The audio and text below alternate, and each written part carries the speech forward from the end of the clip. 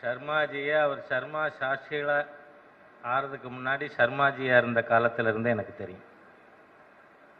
1970 ராஜபாளையத்தில் சங்கத்தினுடைய ஐடிசியில் நான் அங்கு மாணவனாக சிக்ஷார்த்தியாக இருந்த பொழுது அப்போ கன்னியாகுமரியில் பணியாற்றி கொண்டிருந்த சர்மாஜி அவர்கள் ஒரு நாள் பௌதிக்கு வந்தார்.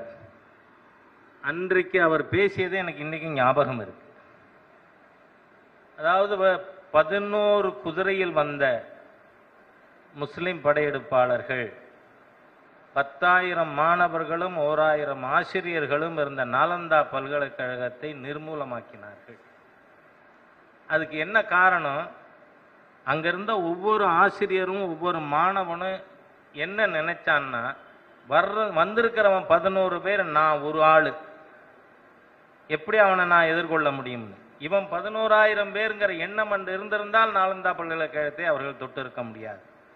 அப்ப சர்மாஜி கேட்டா, அங்கிருந்த ஒத்தொத்தவனுக்கும் என்ன, அவனுக்கு கை இல்லை, கால் இல்லை, பல்லு இல்லை, நகம் இல்லை.